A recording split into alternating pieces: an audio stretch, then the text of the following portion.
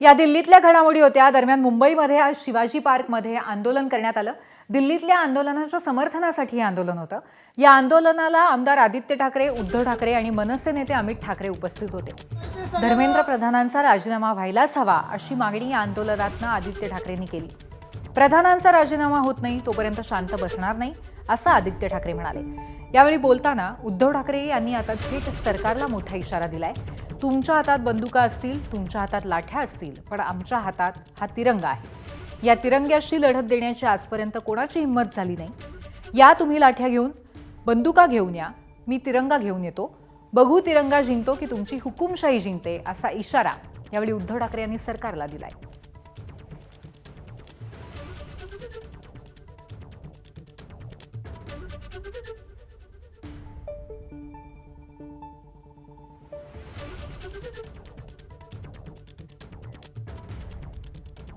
धर्मेंद्र प्रधान यांचा राजीनामा हा झालाच पाहिजे तोपर्यंत शांत बसायचं नाही।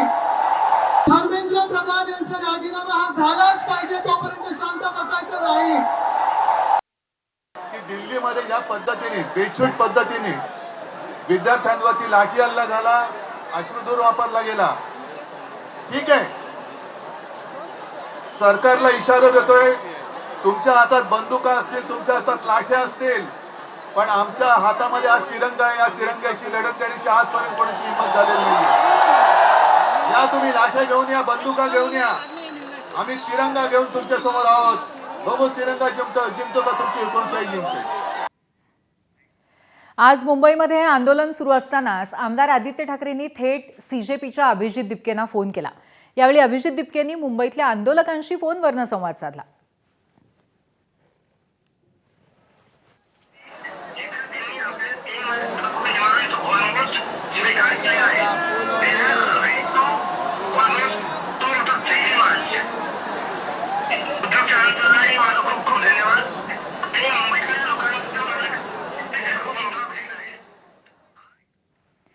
फक्त मुंबईच नाही तर राज्यभरामध्ये विद्यार्थ्यांच्या समर्थनासाठी आणि दिल्लीत विद्यार्थ्यांसोबत घडलेल्या घटनेच्या निषेधासाठी विविध ठिकाणी आंदोलनं करण्यात आली।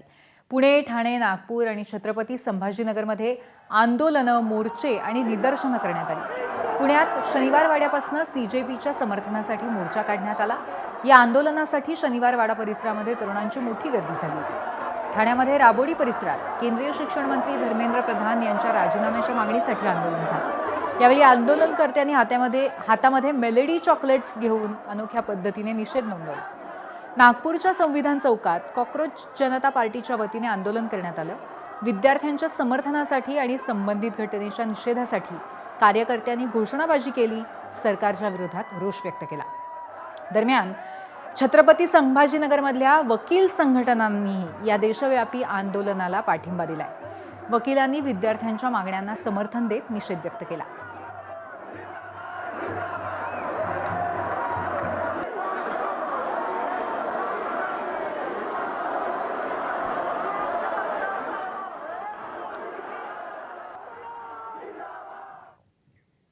या दरम्यान राज्यभरातल्या विद्यार्थ्यांनी प्रतिक्रिया काय दिल्या पाहूयात। जे स्टुडंट फेस करतात आता ते आम्ही खूप वर्षापासून करतोय, म्हणून त्यामुळे आम्हाला स्टुडंटला सपोर्ट आहे। आणि राजीनामा का मागतोय तर एक सिस्टम सुधारायचं असेल तर जो माणूस वरती आहे त्यांनी राजीनामा दिला तर खाली सिस्टम सुधारायला मदत होते, एक अकाउंटेबिलिटी येते। सो तेच आमचं मागणं आहे की स्टुडंट्सला सपोर्ट केलं पाहिजे आणि सिस्टम सुधारलं पाहिजे। पेपर फुटेमुळे माझं भरपूर नुकसान झालंय। पहिल्या वेळेस झालं असतं तर कुठेतरी गव्हर्नमेंट ऍडमिशन मिळालं असतं, पण आता होईल की नाही याची पण भीती आहे। आता काय घ्यायचं ठरवलं? मग आता काउन्सिलिंग वगैरे चालू आहे। पण आत्ताचे जे 383 त्याच्या आधी किती येण्याची अपेक्षा होती? त्याच्या आधी 500 पर्यंत आले होते। आपल्या महाराष्ट्रातला एक माणूस अभिजित दिपके जो दिल्ली जंतर मंतरला बसलाय, त्याच्या पाठिंबाची आम्ही इथे उभे आहेत आणि सगळे स्टुडंट्स, युनियन स्टुडंट, सगळे स्टुडंट सोबत आम्ही उभे आहेत इथे। आम्ही सगळ्यांना एक विनंती करतो की धर्मेंद्र प्रधानचा इस्तीफा तुम्ही मागा, त्यांना इस्तीफा द्यायलाच पाहिजे आणि स्टुडंटला न्याय मिळालाच पाहिजे। घरचे तर मला कष्टांनी, त्यांच्या कष्टांनी मला 2 वर्ष त्यांनी क्लासची फी भरून मला शिकवलं, पण जे नंतरून सेकंड अटेम्प्ट झाला त्यामध्ये पण तो पेपर फुटी झाला, पण त्यामुळं जास्तच खचले गेले तर मग हे पेपर काय डबल डबल देण्यात येत नाही, म्हणजे गरीब घरच्यांच्या मुलांना. पेपर द्यायची इच्छा असून उपयोग नसतो.